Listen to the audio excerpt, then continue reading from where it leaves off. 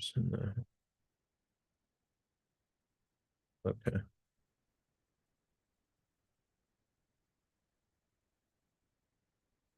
Okay, let me just share my screen, inshallah. Is everyone doing good? Had a good weekend?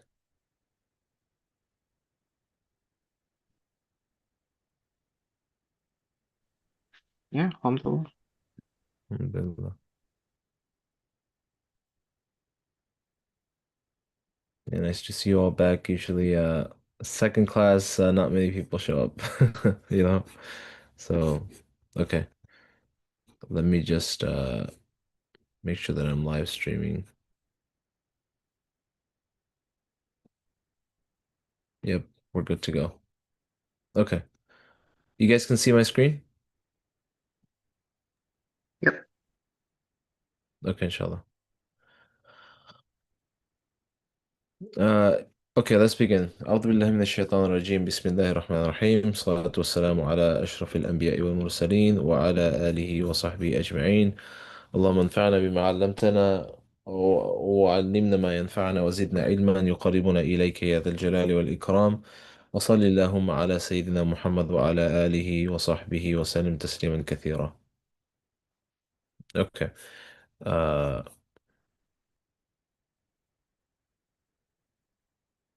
just want to make sure that I see the chat. You guys can see the slides, correct? Yep. Okay. Let me just make this full screen here. Okay. So I'd like to make this class more interactive, but unfortunately with the time restriction, we have to move quickly. So I'll try my best to finish the lecture portion of it as quickly as possible. But if you guys have any questions, just put them in the chat, or you can raise your hand and I'll take your questions, inshallah. So so before we start, you guys should all try to get the course book. I mean, this is the suggested course book. Um the oh, let me just admit these people in. Can you guys see this, everyone?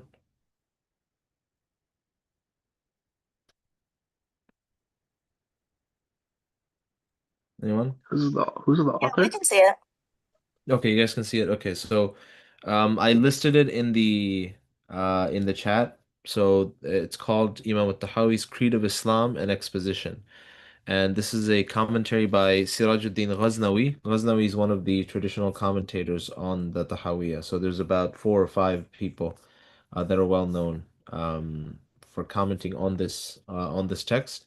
So I encourage you to get this book just because you can read along and also take notes. Some parts of it, if you haven't studied Islamic sciences before, very few parts of it can be a little confusing, just the way that these authors write.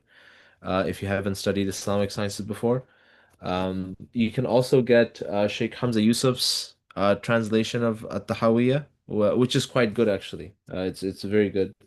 Um, and it has very helpful notes as well. So I encourage you to get that. Let me share it in the description. I mean in the chat. Let me just share it with you. So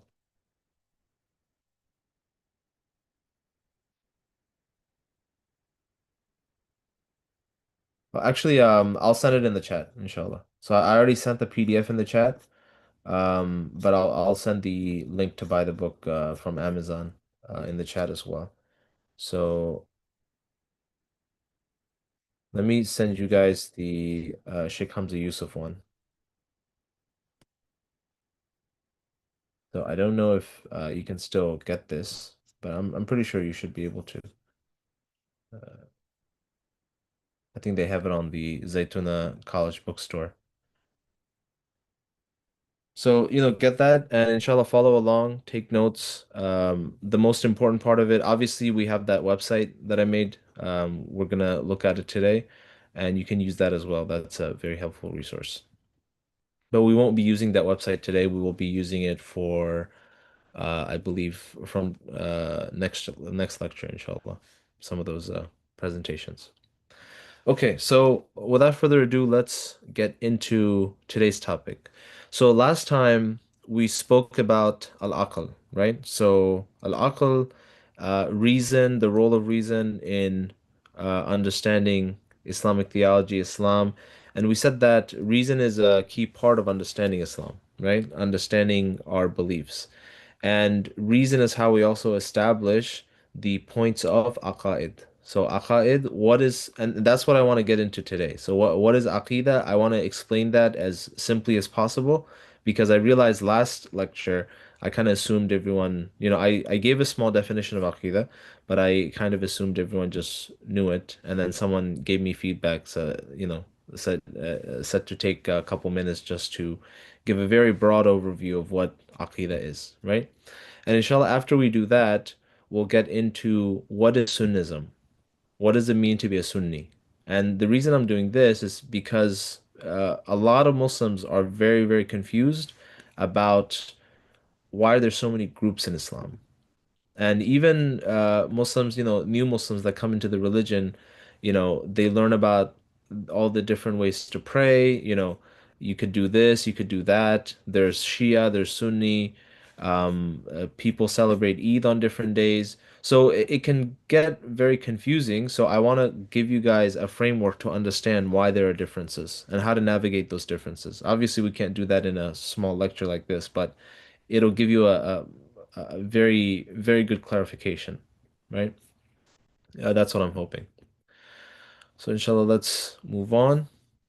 So, Aqidah in a paragraph, okay? Islamic belief in a paragraph. You don't have to go far. You just go to Imam an-Nawawi's 40 hadith. And Imam an-Nawawi's 40 hadith, I believe it's the second hadith, right? Where a man comes to the gathering of the Prophet sallallahu alaihi wasallam, okay, out of the blue. No one knows who this person is. And he goes up to the Prophet ﷺ and he sits in front of him and he asks him some fundamental questions. Okay? And this man we find out later is actually the angel Gabriel, Jibril alayhi salam, who took the form of this man to come and question the Prophet ﷺ. And this is towards like the end of his life, towards the end of the story of the seerah. Okay, so this is sort of like a teaching moment where angel Gabriel, Jibril alayhi salam, who's the teacher of the Prophet sallallahu alaihi wasallam, he comes and he basically summarizes the religion for all of the companions that are there, right? So what is Aqidah in the paragraph? So let's read this hadith from the highlighted portion where Jibril alayhi salam he asked the Prophet sallallahu alaihi wasallam, tell me about faith, right? Tell me about Iman, okay? Mal Iman.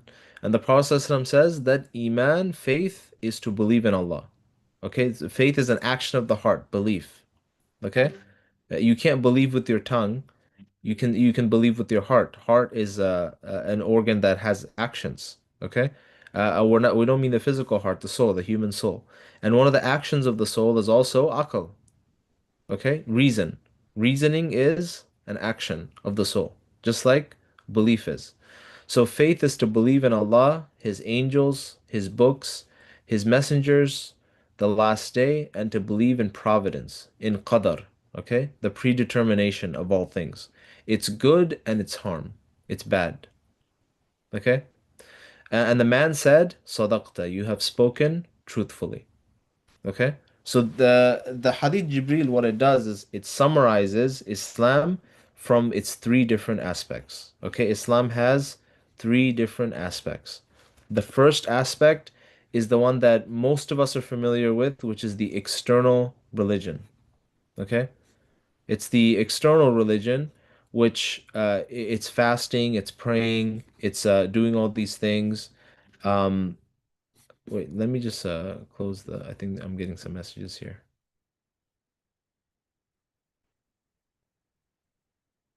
Okay.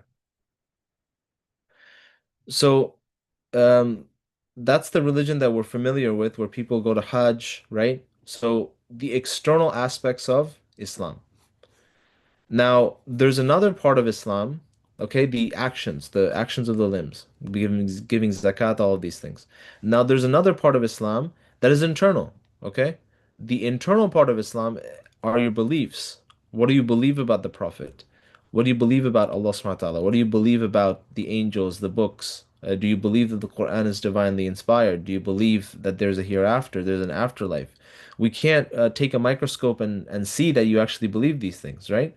So there's an internal batin aspect of Islam and there's a zahir aspect of Islam, an apparent aspect of Islam. Okay. Now there's a third aspect. The third aspect relates to the soul, right? Perfection, excellence. It's how your beliefs have an effect on your actions. Okay? So if the belief is sound, then it also has an effect on your internal actions. What are the internal actions? The internal actions are like hate, right? Greed, desire, hope, fear, right? Envy, determination, okay? Motivation. What other internal actions can you think of? Like an action that human beings do that's part of their heart, but you can't actually see it in a microscope. Anyone else?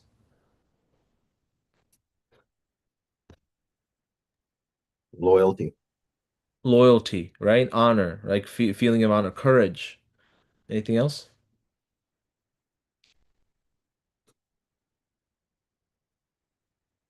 So you guys get the point, right? Uh, so these are internal actions, and so there's an aspect of Islam that relates to that as well. And then you have, and that this is why Jibril alayhi salam he asked, "Tell me about excellence. Tell me about ihsan." So the Prophet ﷺ said, "Ihsan is to worship Allah, right? تعبد الله كأنك تراه." That as if you see Him, and if you do not see Him, He surely sees you. Okay, He surely sees you. And so the idea that you're being seen, okay, it rectifies your internal actions as well. Okay, because what in most cultures are shame cultures, right?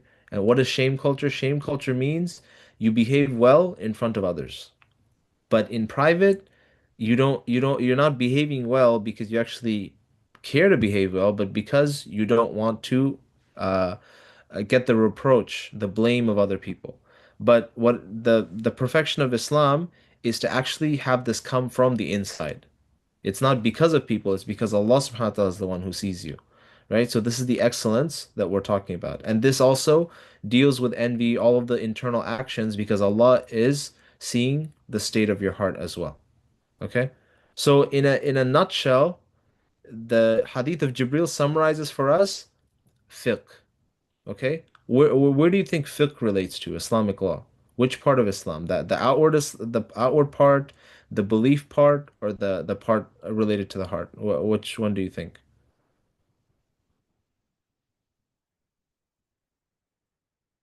Outward. Outward. All of it? Not necessarily, no, just the outward, right? Just the outward. Fiqh only relates to the things that you can actually see. Okay? So the actions of the limbs. So the Prophet said, I have been commanded to judge by the outward, right? أُمِرْتُ أَنْ أُحْكِمَ بِالظَّوَاهِرِ or something كما قال صلى الله عليه وسلم. So this is why, you know, outwardly a judge, for example, in fiqh, a judge can rule that, okay, you're free to go. You're innocent. But you're not innocent before Allah. Okay? So we have this concept in Western law as well that for example, a judge has to rule by evidence that's presented in court. He can't rule by evidence that he sees. Okay, so let's see like the guy judge is walking to the court and he sees the guy murder somebody in front of him. Now, that same guy is brought to court. So can the judge judge by his knowledge? What do you guys think? No. No. No, he can't. It's same thing in Islam, right? Unless the judge steps down as a judge, he comes as a witness. That's different. Okay? So, he's not judging, but he comes as a witness. But so what's the point of this? This shows that fiqh only judges by the outward. Okay? It's a statement of how you're in compliance with Allah's Sharia outwardly. This says nothing about your internal state. So a munafiq could be praying perfectly 100% in line with the Hanafi school. doing everything. Okay, every single little detail of the Hanafi school, he's praying, but he's a munafiq inside his heart. Okay, and there's so many instances where we see in Islamic history people playing tricks. Okay, so they're called hiyal.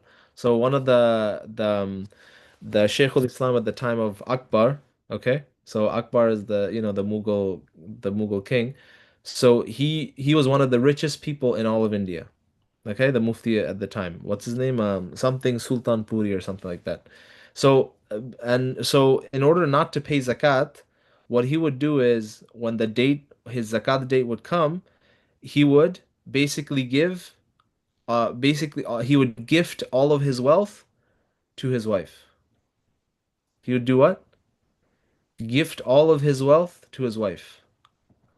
So, and then now the zakat date passes. So a couple days later, his wife would say, I gifted all back to you. So he doesn't pay zakat, right? Because in the Hanafi school, you pay zakat only after a year has gone over your wealth, right?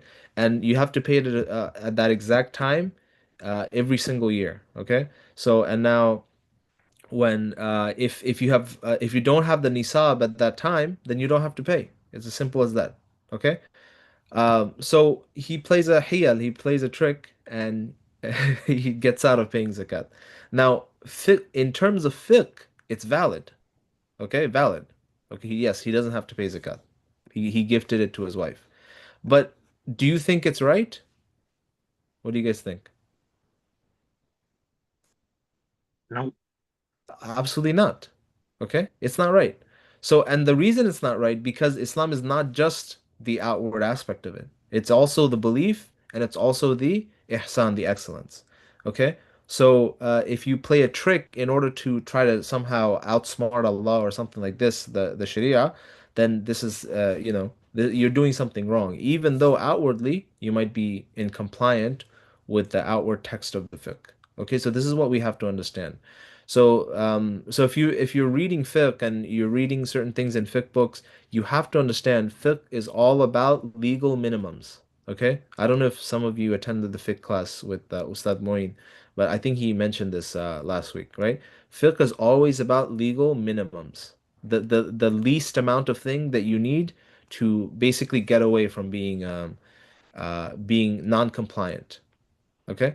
And we have the tricks, right? The hiyal in fiqh in order to solve problems for people. It's not so that we can cheat the religion. Okay? This is not why we have it. The reason that we have those tricks in fiqh, unlike the Jewish religion, okay, which uses tricks all the time in their law, um, we have the tricks in our religion in order to solve issues for people. Okay. So for example, someone got married under certain improper circumstances, and now they want to make tawbah, they want to change their lives. Now, do they divorce their wife? Right? These are the types of questions that we're going to use those things for. So anyway, that's the outward aspect of Islam, fiqh, and that's a really big, beautiful, um, deep tradition you can get lost in. And then there is the belief aspect of Islam, which is very much primary. Okay? So because you could be compliant outwardly, but inwardly you're not compliant. The belief aspect of Islam is Aqeeda. Okay? And the definitions that they always give is that Aqeeda is the usuluddin, the ilm, right? The science that studies usuluddin, studies the foundations of Islamic religion with adillatul qat'iyya, with definitive proofs. Okay? This definition isn't really 100% accurate because many of the things that we study in Aqeeda are things that we don't make definitive proofs for. By definitive proof, I mean like a logical argument, okay? Like Burhan. So many of the things, for example, we believe in Aqeeda, we'll study about the Hawd of the Prophet ﷺ, the fountain of the Prophet ﷺ on the Day of Judgment. Now, the proofs for this comes from naql, it comes from transmission. Okay, it doesn't come from like a syllogistic logical argument. Okay, so but generally speaking, the most important aspects of the Aqeedah that we study as a science are the proofs of the existence of Allah subhanahu wa ta'ala and His attributes. And so those we provide logical arguments for. So which is why they defined Aqeedah in that way, that it's the study of usul ad-din, the foundations of the deen, which are what? Faith and belief in Allah, His angels, His books, His messengers, the last day, and to believe in qadar, in providence. It's good and it's harm. Okay? With definitive proofs. This is the definition of Aqeedah. And you will notice a lot that this can be summarized in the Shahada. Okay? The Shahada. The Shahada has two parts. There's a nafi wal ithbat. There's negation and then there's affirmation. The negation part is la ilaha. There is no God, right? There's no species or genus or any type of thing called a lowercase God. Okay? La ilaha illallah, except for Allah subhanahu wa ta'ala. Okay? And then the Muhammadur Rasulullah is also an affirmation. Because Muhammadur Rasulullah, Muhammad sallallahu alaihi wasallam, this is an affirmation that Allah subhanahu wa ta'ala communicates with humankind. Okay, and that he has obligations on us. So in summarized in the shahada is the entire aqidah of Islam, that there's one of the aspects of the aqidah of Islam is negation, that you negate world any type of power from any type of worldly things. You constantly keep negating until you get to a point where you can't negate any longer, right? You say, is the food that I'm eating sustaining me? And you take a look at the apple or you take a look at the peach and you're like, how does the peach know what I need, right? How, is the peach the source of sustenance for me, for myself, the complicated human being that I am? And you say no, if I just ate peaches my entire life, I'd probably die out of malnutrition, right? I also need water. But then is water the one that's sustaining me? Okay? And then you analyze further and you say no, actually water itself does not know that I need to be sustained and how to fix my body and it doesn't have this power. Okay? And then you keep going like this. You keep going to everything. You keep saying la, la, la, no, no, no, until you get to the realization that actually the one sustaining me is the necessary being that we call Allah subhanahu wa ta'ala. So this is Aqidah summarized in a couple minutes. Any questions?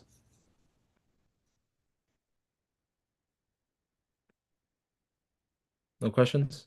Okay, inshallah.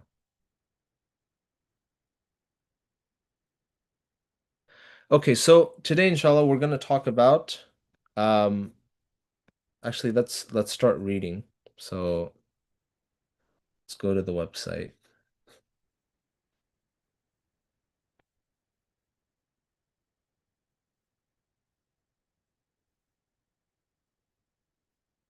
So we will start with the first line, inshallah.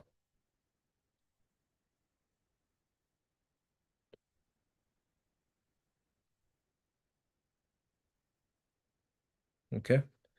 Does anyone want to read actually?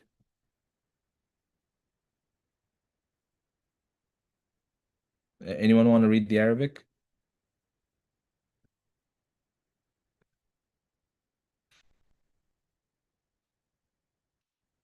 No volunteers?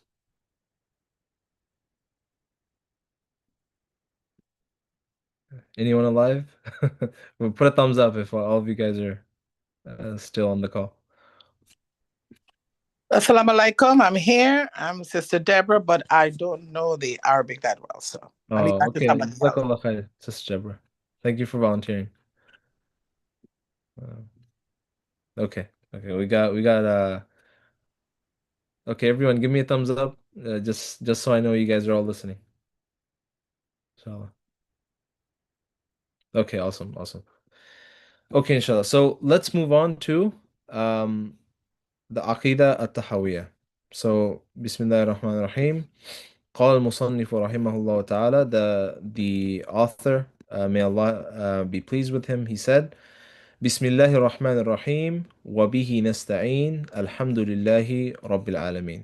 So I don't want to do a line by line commentary, as I said before. If you're interested, you can go to the website and you can, look at the commentary that I already have put up. Okay. قال العلامة حجة الإسلام أبو جعفر الوراق الطحاوي ب بمصر رحمه الله تعالى. The great scholar حجة الإسلام Abu Ja'far al-Warraq al-Tahawi, may Allah have mercy on him, said in Egypt. So the way that you might be wondering, like, why is Imam Tahawi praising himself, right? And the answer is that he's not. This is somebody else wrote this down. Okay, so you'll find this very often in Islamic writing, where a student is writing down the notes of his teacher. Okay, so the teacher might dictate to him, and a student's writing them down. Okay. So this is why. And Hujjatul Islam, which other famous scholar has this title? Does anyone else, does anyone know? Which other famous scholar in Islamic history has the title Hujjatul Islam, the proof of Islam? Imam Very Ghazali, rahimahullah. Imam Ghazali, rahimahullah ta'ala, right? Imam Ghazali. So a very famous scholar, Imam Ghazali, one of the pioneers of what we call the Kalam cosmological argument, right? Very famous argument for the proof of the existence of God. And a lot of Christians love that argument, apparently, which is, we'll get to why their understanding of the Kalam is very flawed. We'll get to, and so inshallah, we'll discuss that later.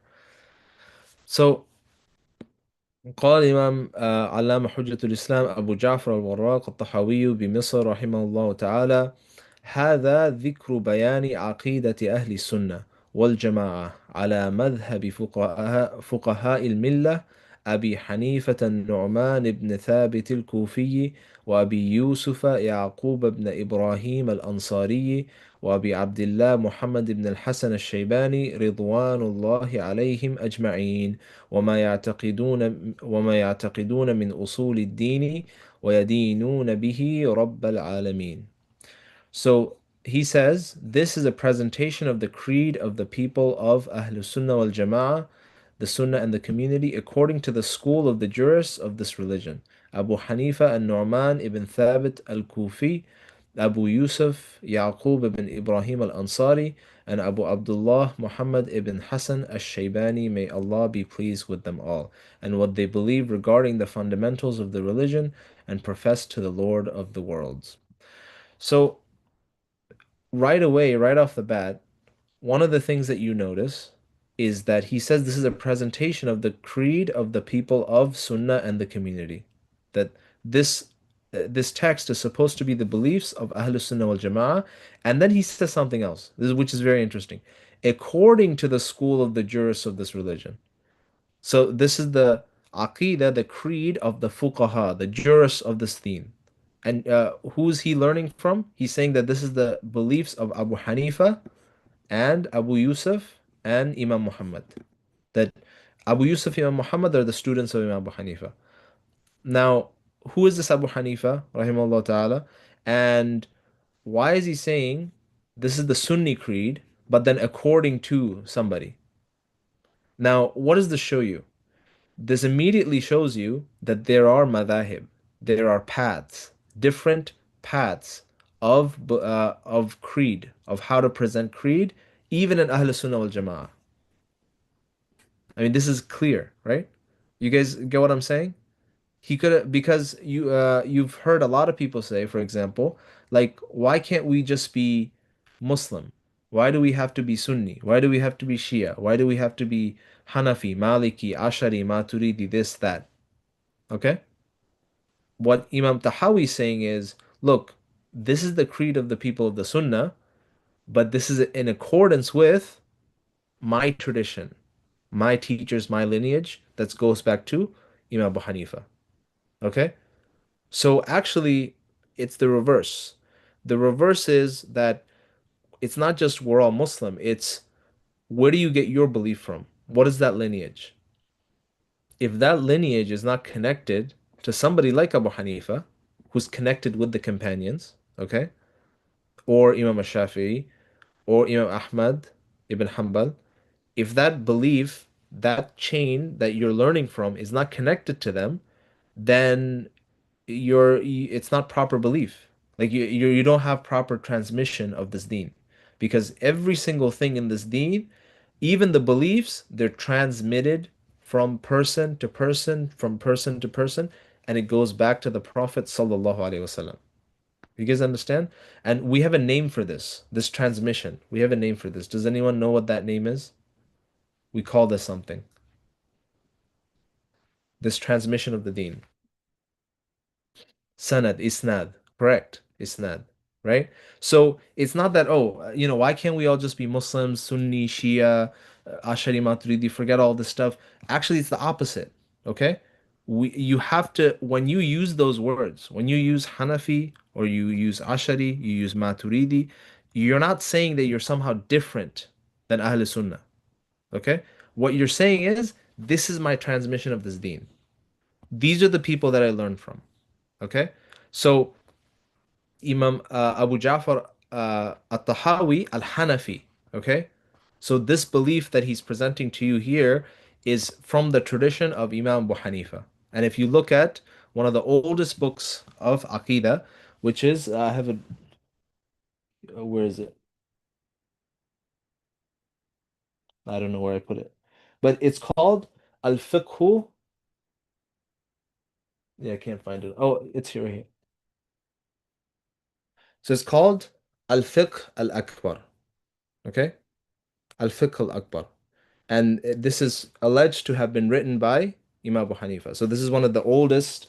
Actually, this is one of the reasons I became Hanafi, because I was previously kind of a Salafi. So I was like, all this Aqeedah stuff is really confusing. So let me find the earliest book written in Aqeedah. And when I looked, it was actually by Imam Abu Hanifa. Okay. Now there's dispute, like, did he actually write this? Did he? But it's very, very clear that he believed everything in that book. Whether he wrote it or not, it's very clear, because his son is sort of Imam Abu Hanifa's son is writing things that are similar to that book. The earliest Hanafis are quoting from this book. Even Ibn Taymiyyah, rahimahullah, he's assuming that this is written by Abu Hanifa. So I mean, I have complete trust, and also all of the content of Fiqh al-Akbar completely matches everything in Imam al-Tahawi's Aqeedah Tahawiyah. Okay. So, people might come and say, oh, Abu Hanifa didn't write this book. I mean, it doesn't matter, right? The beliefs are the same. These are the beliefs of Imam Abu Hanifa and the scholars of Kufa. Okay? Now, can someone tell me why Abu Hanifa and the scholars of Kufa are significant? Like, why would we want to know what they believed? Like, okay, I said, okay, this is from the path of Imam Abu Hanifa. Like, what does it mean to you? Why is that significant? What happened in Kufa?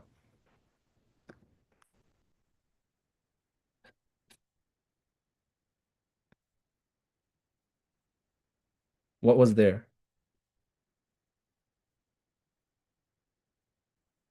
Anyone? Who was the last Khalifa of Islam?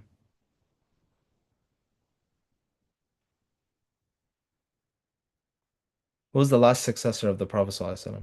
Does anyone know?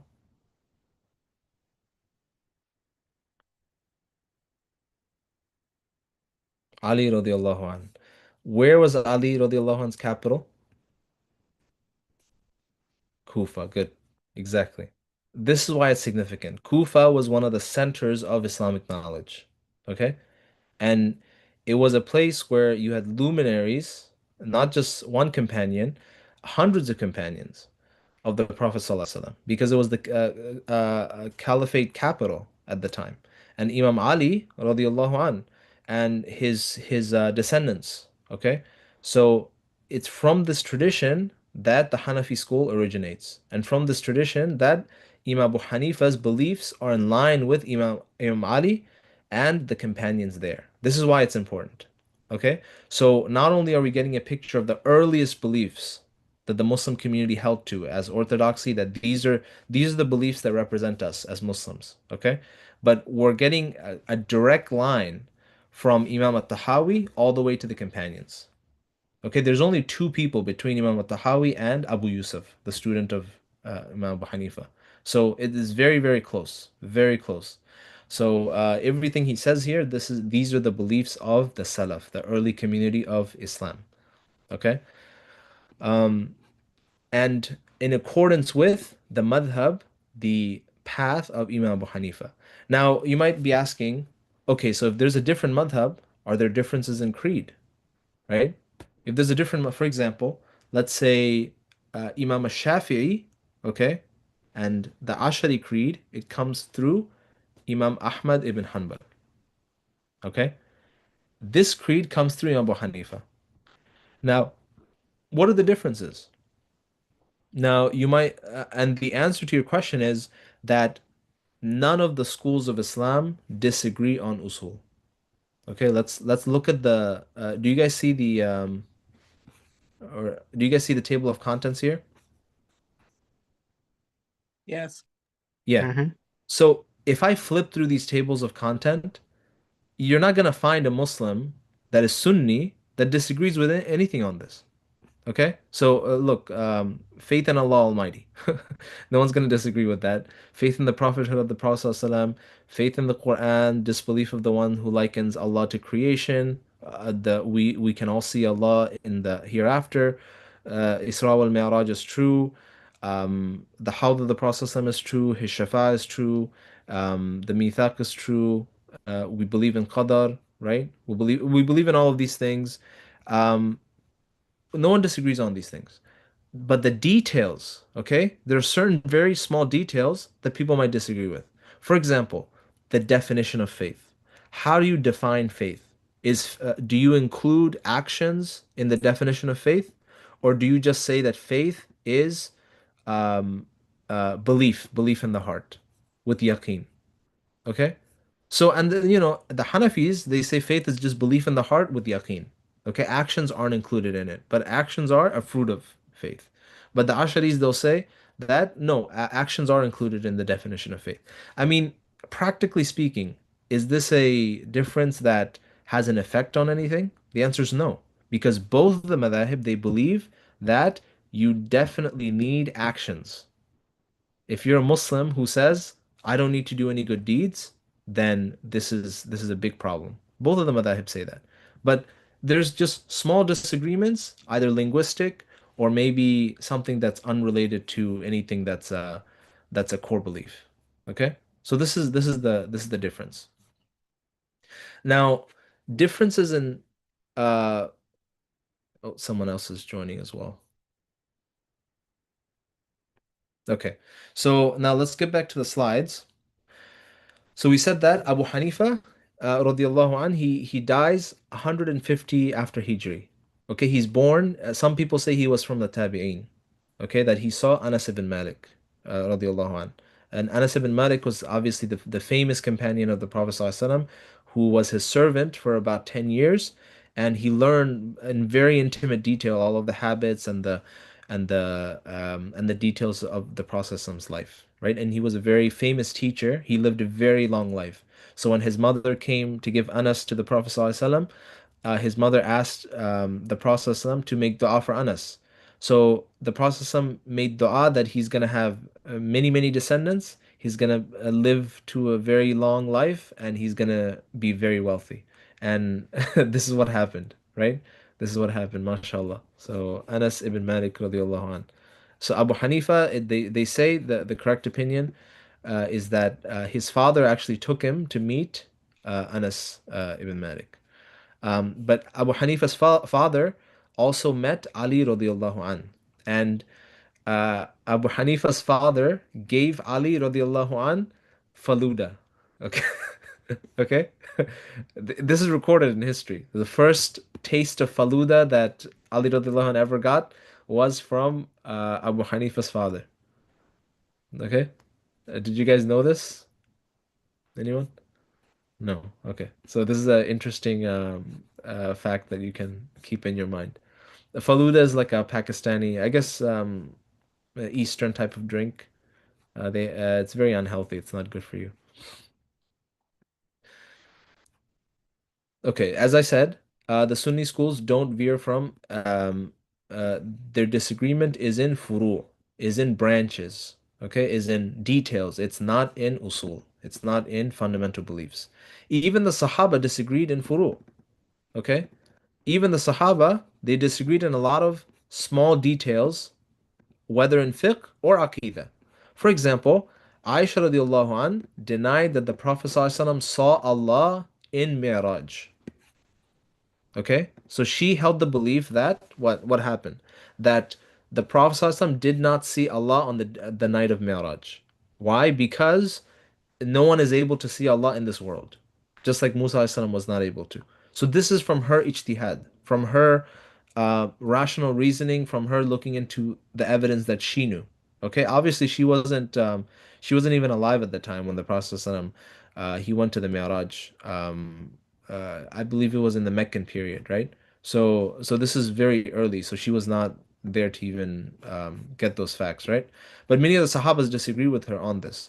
So if you hear someone, say, Ahl Sunnah never ever disagrees on Aqeedah. This is false. Ahl Sunnah never disagrees on the fundamentals of Aqeedah, the fundamentals. But in the small details, they disagree. There are certain things, and these disagreements have no effect, practically speaking, on your faith. Okay? They really don't. Um, is the river like what is the name of the river in paradise? Would this disagreement between the Sahaba affect your faith? No. No. One there's a very famous disagreement. One of the disagreements is um,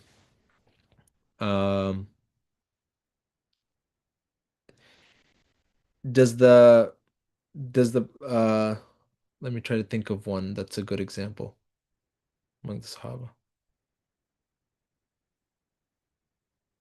For example, um, the meaning of the word yad. Okay, like can we interpret it using Arabic poetry? Like when Allah says he has hand, his hand is over the community. Yadullahi ma'al jama'ah. Okay, in a famous hadith. So the meaning of the word yad. So this is a very famous disagreement because a lot of the brothers today, certain factions of Muslims, they take this disagreement to a point where it's like you've left the deen. Okay, now can we when you say Allah has Allah's hand, okay, can we use the Arabic poetry at the time to determine the meaning, what Allah subhanahu wa ta'ala is intending here, right? Allah's hand. Because clearly Allah does not have a hand. He doesn't have a hand like you and me. He doesn't have physical body parts. I mean, this is completely, we'll see in Aqeedah Tahawiyah, this is kufr, to believe that Allah has physical body parts. So what does this mean? Should we interpret it or should we leave it as it is? The majority of the companions said, what do you think they said? Interpret it. No, no, we should leave it as it is. We don't delve into the meaning of what it means Allah has a hand. You read it, you take the understanding that you have, and you deny exactly, you deny the outward, the sort of material, any type of deficient meaning that this might have. And you leave the true meaning to Allah subhanahu wa ta'ala. This has a meaning, 100%. It means something. But you leave the knowledge of that meaning to Allah subhanahu wa ta'ala. You don't interpret it. And this is the position of the Salaf. But then you read in Tafsir al-Tabari that Ibn Abbas radiallahu an, who is one of the great commentators of the Quran, he uses Arabic poetry to interpret this word. And he uses Arabic poetry to interpret other parts of the Quran. Okay, he says al-yad, it means quwwah, it means power. Allah's power. Allah's power is with the community. And he gave an interpretation. So now are you gonna say, oh, Ibn Abbas radiallahu anh is doing tahrif, like he's changing the meaning of the Quran, like the Jews and the Christians, and all these different types of ways that, certain factions of the of our brothers they speak about, Ahl Sunnah. This is not right. Okay? So these very detailed parts, okay? Any disagreement over them should not cause any type of division among the Muslims. Okay, and if you don't uh, remember anything from this is what I want you to remember. That everyone agrees Allah subhanahu wa ta'ala is not limited by space. He's not limited by time. He is not described with the descriptions of like the similarity of creation. Okay, he doesn't have body parts. Everyone agrees with this, unless you're not a Sunni, unless you're a Karamiya, okay, which they believe that Allah is actual body, as a man sitting in the sky. They believed it, okay? But if you're a Sunni, you don't believe this. So, whether you're Salafi, whether you're Athari, Ashari, Maturidi, no one believes this, okay? But then you get into the details. You get into the explanations. What does this word mean? What does this ayah mean? Okay? And then you can have an intelligent conversation back and forth. You can give your points of view, but you can never ever say, right? Like because of this different interpretation you might have that oh this guy, he's a mubtadi'. Okay? He's a mubtadi'. He's gone off the path. You can't say that. Okay. So usul, a good question. So usul literally means the root, okay? The source. The root, the source, the foundation. And furu means branches. Furu means branches, detail, however you want to take it. Okay? Okay, now the question is there's a famous hadith. So everyone's clear, right? Ahl Sunnah, we agree on the fundamentals, but there might be slight differences in the branches and the furu, the details. Everyone okay with this?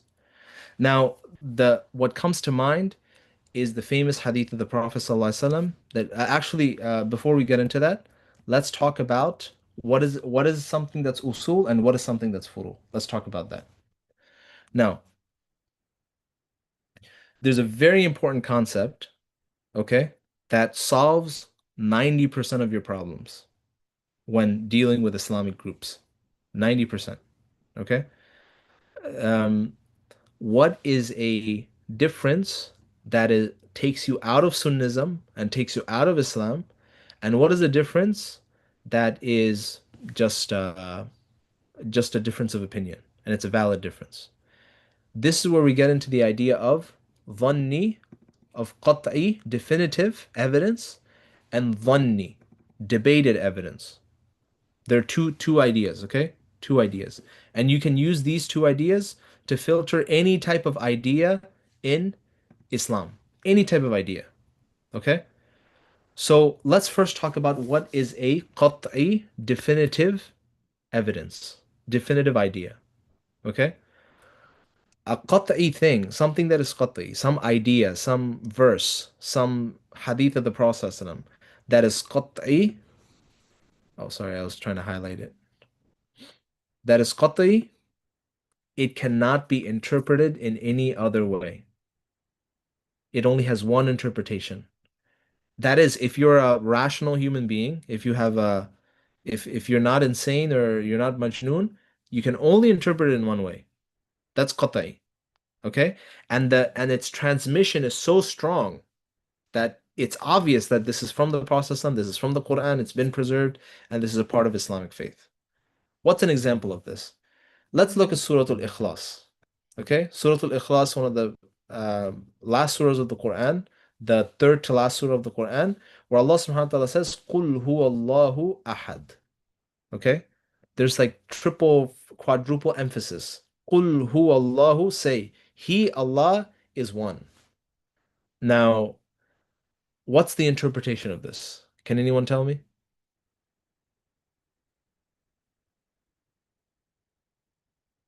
Anyone? What's the interpretation? Allah is one. Allah is one. What if I say, actually, it could mean Allah is two? Actually, this verse justifies the Trinity. What would you say to that? You've left Islam. You've left us some, but I've also left my mind, right? Right? There's nothing in here that gives that interpretation at all. It's so clear. Kul huwallahu ahad. Ahad means Allah subhanahu wa ta'ala didn't even use the word wahid. Wahid is usually used for numbers. Ahad is used for something that is so unique you can't even count it. It's that unique. There's only one type of thing. So the clarity of the language is so strong that this is qat'i, definitive evidence. Okay? And no one can disagree with this. If anyone disagrees that this is part of Islam, then they've left Islam. Khalas, right? And Allah subhanahu wa ta'ala is one in everything. Ahad. He's in everything. And we'll talk about that later on, next lecture. That He's one in His that, in His essence. He's one in His sifat, His attributes. He's one in His actions. Okay? He's one in everything. Now, here's another verse where Allah subhanahu wa ta'ala is talking about how to make up for not sacrificing in Hajj. If you're poor and you don't have a chance to sacrifice an animal in Hajj, what should you do? You should go فَصِيَامُ ثَلَاثَةِ أَيَّامٍ فِي الْحَجِّ وَسَبْعَةٍ إِذَا رَجَعْتُمْ. So that he should fast ثَلَاثَةِ أَيَّام, 3 days in Hajj, and then he should وَسَبْعَةٍ, and 7 days after you return back from Hajj. This is your expiation. Now tell me, what do you get from this? What's the only way to interpret this? How many days should you fast?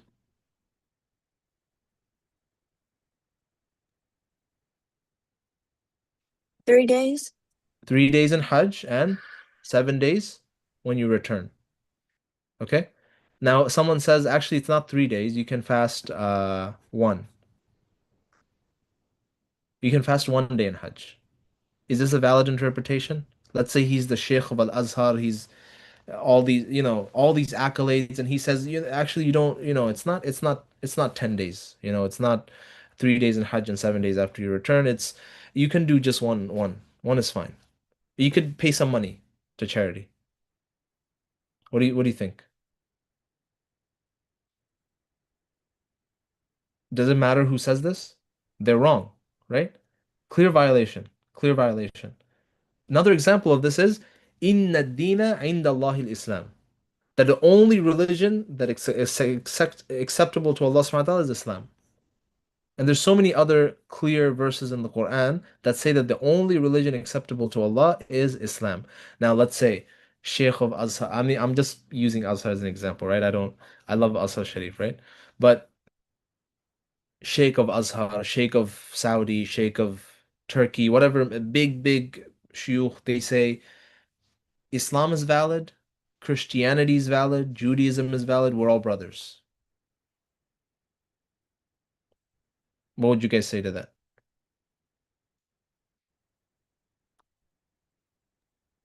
that? Incorrect. But Sheikh of Azhar is saying it. Does it matter? It's not. Because these are things that are qat'i, the definitive. They're so obvious to every single Muslim for centuries and centuries that, and the verses are so clear. So no matter what game you play, you can't convince someone that you're correct. Unless obviously, they're awam and sort of ignorant masses, right? So these are qat'i definitive things in the deen. Okay? But not everything in the deen is qat'i. And why is that? The reason for that is that there are certain details that require our involvement in the deen. Imam Razi, he was questioning, um, in his tafsir, he was questioning, why are there certain verses of the Quran that are very much debated? Okay, and these aren't verses like establishing Allah's oneness or the process of prophethood or any other basic belief. These are like certain historical things, certain grammatical things, and all this other stuff, right? Nothing important in that way. So Imam Razi asks, why are certain verses of the Quran so difficult to figure out? Okay, and especially in terms of Islamic law, right? Especially in terms of Islamic law, there can be various interpretations. And Imam Razi says Allah could have just made it clear to us. He could have just instilled inspiration and given all of us the same inspiration, and we all agree. Okay? But then he says that if Allah did that, the striving, okay, the effort and the striving and the sacrifice that we as Muslims put towards this religion, that would not be there. Like, why would you need to learn anything? Think about it. If everything was clear, why would you need to learn everything? Why would you need to even investigate? Why would you need to spend time with the Quran? Oh, okay, Allah's one, Prophet ﷺ is the Prophet, khalas. I don't need to ever open this book again. Right? I don't need to ever open a book of law again. I don't, every single situation, direct inspiration, I know exactly what to do. But human life is not like this. Human life has a lot of ambiguity. And in that ambiguity, you have powerlessness, right?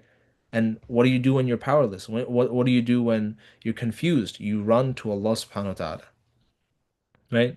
Ibn Sina, obviously, he's very controversial. I don't want to be, but he had a very beautiful practice, which is that as he was studying philosophy, obviously, that's not one of the religious sciences, but as he was studying philosophy, he'd get stuck. There would be very difficult passage of Aristotle that he wouldn't be able to figure out. So he'd go to the masjid immediately and he'd pray 2 rakats of prayer, right? And he'd beg Allah subhanahu wa ta'ala and make dua that, open this for me. And then he'd go back and he'd solve it. He'd solve it. So the point of all of these sort of ambiguous and sort of dhanni type of things in Islamic law, like, where should we put our hand? Where should we, do you read Fatiha behind the Imam or do you not read Fatiha behind the Imam? All these different questions, right? Where people can have disagreements on. The point of it is for Allah subhanahu wa ta'ala to test us, to do research, to do effort, to expend a lot of effort in preserving the deen, and and distinguishing ourselves based on our sincerity and effort. Okay? This is why Allah subhanahu wa ta'ala has left some wiggle room in the deen. This is why. And this is why these great scholars of the past, they contributed. We have like if, for example, all of the hadith collectors, right? The hadith collectors, I mean, they went through tremendous amount of suffering. If you look at if you draw a map of all of the places Imam Ahmed went to, I mean, it would be shocking, right? And it's said that he actually walked every place that he went to, right? He actually walked every place that he went to. I mean, it's like if the map is like just squiggles everywhere, all across the Middle East and Central Asia and Syria and Egypt. Like this man, like has been walking his entire life in search of the hadith. So I mean, this is very difficult. But if you look at Musnad ibn Imam Ahmad, it's such an amazing resource. We have so much documentation about the Prophet, right? So these things, they're debated things in the Deen because these expose our sincerity and they demand effort from us to actually come to the truth, right? And that's why there are experts in the Deen. There are people that are experts. I mean, if Abu Hanifa rahimahullah tells you something and I tell you something, like who are you going to believe? What do you guys think? Abu Hanifa. Yeah, I'm not offended by that, right? Um, if I don't know if who's a if Sheikh Yasser Qadhi tells you something, I'm just picking somebody that's well known, right? And Sheikh Yasser Qadhi tells you something versus I don't know, Imam Ghazali, right? I mean, actually, let me find someone more recent. Um,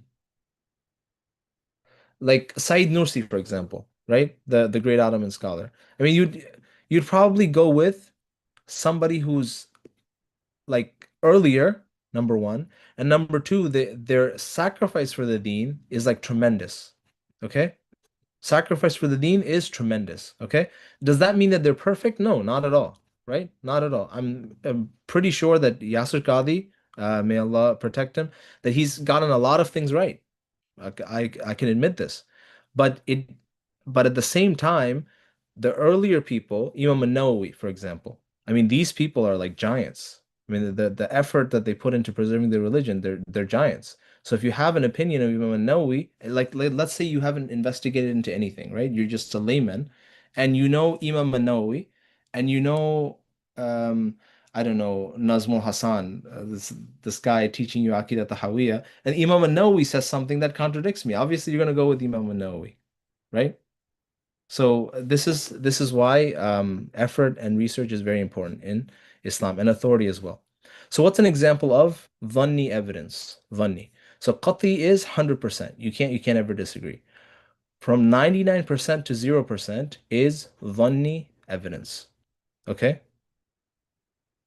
Dhanni evidence. Here's an example of it. So Allah says in Surah Al-Ma'idah, فَاغْسِلُوا وُجُوهَكُمْ وأيديكم إلى المرافق وامسحوا برؤوسكم وامسحوا برؤوسكم وأرجلكم إلى الكعبين. So this is the verse, the famous verse of wudu. Wudu. So فاغسلوا, wash وجوهكم, your face. Okay? وأيديكم, and your hands. And then he lists, Allah subhanahu wa ta'ala lists the four things that you have to wash. Now, here's the question. Do you have to do this in order? Is it obvious from the verse? No. Imam Shafi says it is obvious. You have to do it in order because the wow, okay, wujuhakum, your face, wa, and aydiyakum, your hands. First you wash your face, then your hands. The wa here is wa of at-tartib. It's wow of order. Okay? So Imam Shafi, he says you must do it in order. So in the Shafi school, preserving the order of wudu is fard. It's fard. If you don't do it in order, it's not a valid wudu. Right? What do you think Abu Hanifa says?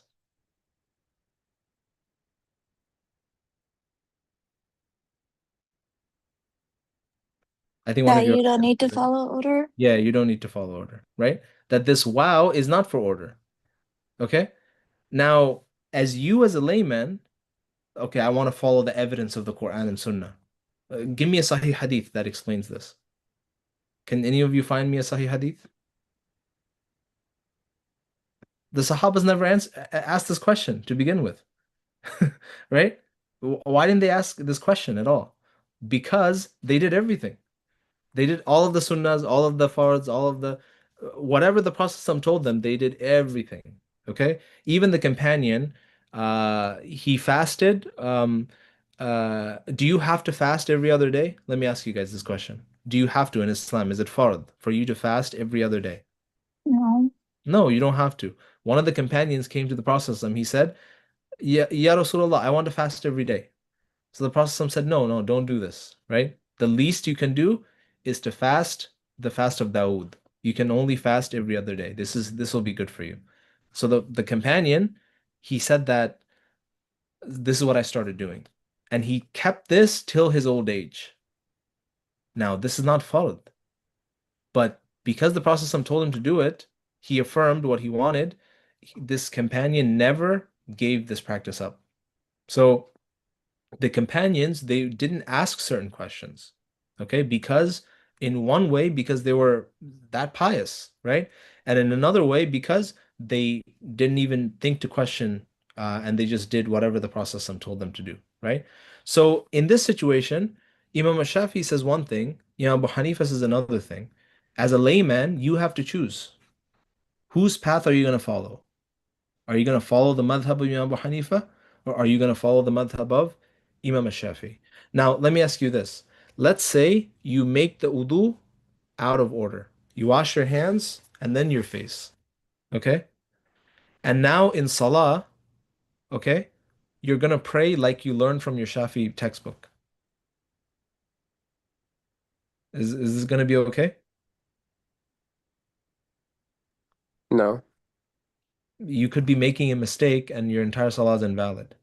Because according to you, according to the Shafi school, your wudu is invalid. You see? So this is the danger of picking and choosing between madhabs. This is the danger.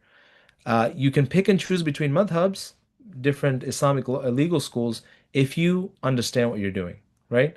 But for most people, this is not a good idea, right? Because you could be doing something that's invalid in all four madhabs, okay? So this is the dhanni evidence. Any type of dhanni evidence, we can debate it. There could be hadith, there could be Arabic, there could be, Quranic verses.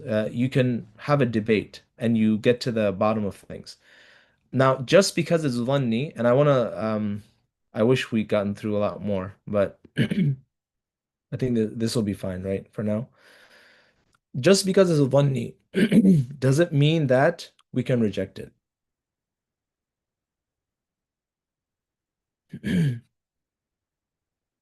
As Brother Suhaib said in the chat, Dhanni is also a blessing to allow for emergence of alternatives one can implement under certain circumstances. That's true, right? That the differences of my ummah are a mercy, the Prophet ﷺ said. Okay? But here's a question to you. If something is dhanni, does it mean like, oh, actually it's not that big of a deal, if I don't do it once in a while, or I don't really believe in it?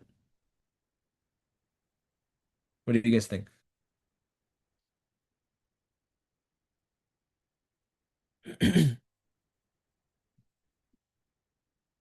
No, right? So Imam Mahdi, the emergence of Imam Mahdi is a dhanni thing in Aqeeda. Because why? It's not established from the Quran, it's established from Hadith. It's established from Hadith. And there are many things in Aqeeda that are dhanni, that are in that they're not established by qat'i evidence. Now let me tell you something. 99.9999% of the things that you know, are they qat'i or dhanni? What do you think?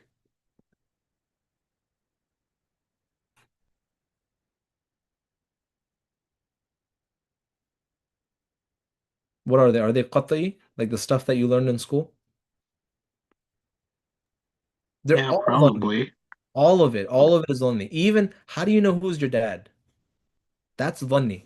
I'm sorry to tell you. Right? I Right?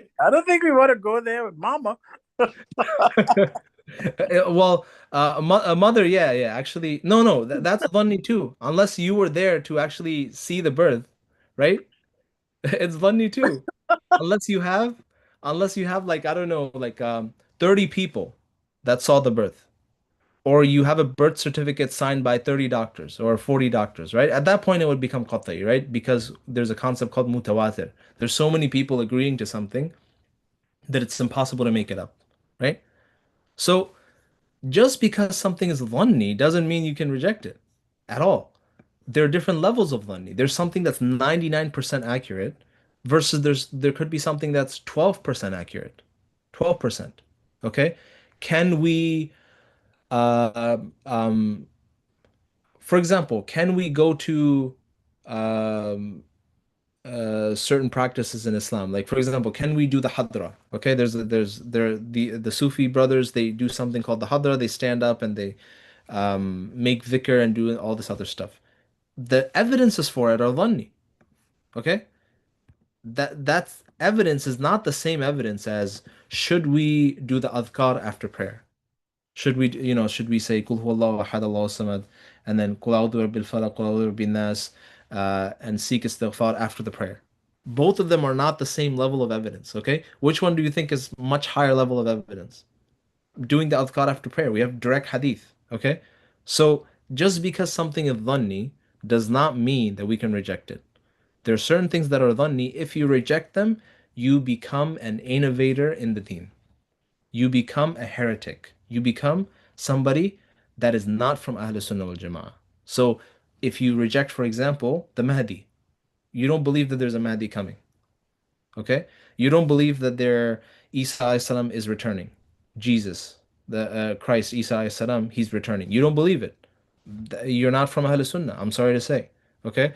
You don't believe that there's a very famous scholar in Islamic history who said that Fir'aun, was forgiven by Allah. I won't mention his name. Maybe some of you might know who that is. Moon landing is definitely dhanni, 100%, right? Moon landing is dhanni, unless you worked at NASA.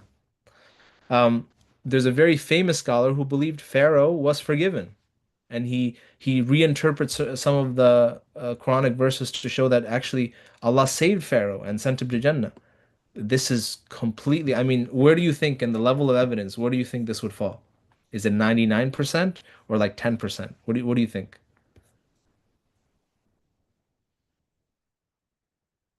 What would most Muslims believe about Pharaoh, the Pharaoh of Musa alayhi salam? What happened to him? The 10%. Yeah, it's the 10%, right? Majority of the Muslims, they say that the clear verse of the Quran that Pharaoh was entered into hellfire. Okay? So, but then this scholar he's taking another look at it. Dhanni, completely dhanni. Just because it's dhanni does not mean you can take that opinion and it's okay just to take it. Okay?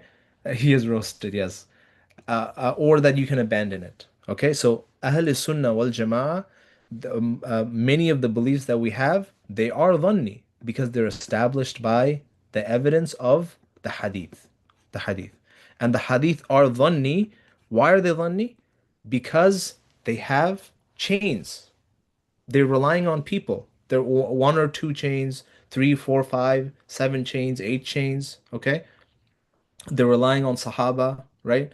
You could have like four Sahaba that's narrating similar hadith. Okay, so versus the Quran. Why do you think the Quran is qat'i?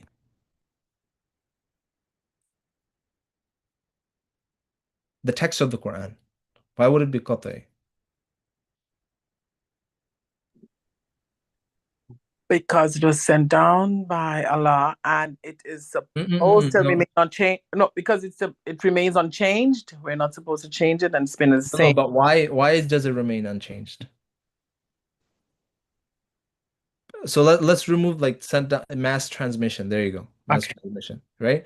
Mass transmission. So many people have taught the exact same Quran, okay, from Andalusia all the way to China. So many people. They're teaching the exact same text, passing the exact same text down. That it's unreasonable to say that there was a conspiracy. Okay, there's a some Princeton academic or something. The Quran was created by an Abbasid conspiracy. The team of, conspiracy theories, they got together and wrote the text of the Quran. No evidence. What's their evidence? Nothing. There's no evidence, right? There's like, oh, this text, Muhammad Sallallahu Alaihi Wasallam couldn't have produced it. I mean, there's no way that happened, right? So what's the best case scenario? Maybe the Abbasid, the caliphs, they wrote a text to justify their politics. What's the evidence? No evidence. What does our evidence say? It says the text of the Quran is qat'i. It's passed down from the Prophet ﷺ through the companions, through hundreds and thousands of teachers, millions of teachers in every single generation to the text that we have today. Okay? But some of the hadiths, they're not like this. Okay? They're not passed down through hundreds and thousands of teachers all sharing the same exact text. Remember, we said hadith are personal testimony. Okay, a lot of them are personal testimony, and they're passed down through one, two, three, four, five, 10, 20 chains, whatever it may be. Okay, so this is why their evidence is dhanni, but it doesn't mean that you can reject it. As I said, some of the hadiths are stronger than your parental lineage. I'm sorry to say, some of the hadiths, they have more evidentiary weight than your parental lineage, my parental lineage. Okay. I know that my mother or my father is my father because of maybe, I don't know, um, four or five people, okay? Growing up, even if their testimony counts, okay? Relatives, whatever it may be. We know that the Prophet ﷺ, the stump of the Prophet ﷺ, the mimbar of the Prophet ﷺ in the Masjid Medina, that when they were trying to move it, it started crying and wailing because it did not want to be separated from the Prophet. We know that as mutawatir. So many companions witnessed that and narrated that to us across the generations that we know that with certainty. And that fact, that miracle, is more certain than your parental lineage. Okay? So we should not reject something that's dhanni at all. Okay? But we have to look at the strength of that evidence. Okay? So is this clear to everyone? The difference between qat'i and dhanni things? Qat'i is absolutely definitive. Okay, we can't reject it. No sane person can reject it. Dhanni, it can be debated. It can be debated, right? You can say, oh, this person in the hadith, he's not a trustworthy person. He lied one time. You can say that, okay, this hadith, there's some inconsistencies. You can debate these things. You guys get it? Yes. Okay. Okay. So that took way longer than I initially thought. So I don't want to keep you guys for longer. So inshallah, next week we're gonna just continue and finish this lecture, inshallah. We're gonna talk about the hadith of the 73 sects. Okay? So we'll get proof. Like why did I say Sunnism is the vast majority of Muslims? Okay, what is Sunnis? Sunni are the vast majority of Muslims. They stick with the community. So where are we getting this from? We're getting this from the Prophet ﷺ himself. So we'll look at the hadiths where the Prophet ﷺ talks about who is the correct group, who is the saved sect, okay, the saved group, okay, and then the Prophet ﷺ says, which is the main congregation, okay. Wahidun wahiya al-jama'ah.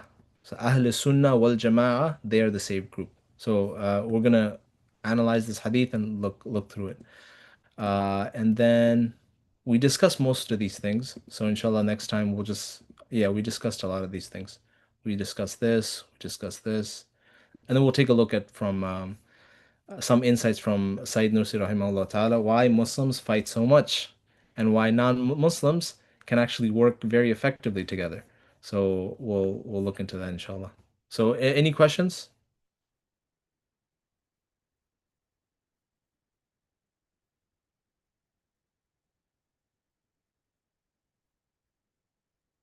No questions? Oh, mashallah, we have a lot of people today. Almost 15 people. No questions? Okay. No questions. Okay, inshallah. So next time I'll see you at the same time. I might put up a small quiz and give and also share the slides with you guys as well. Put them on Google Classroom.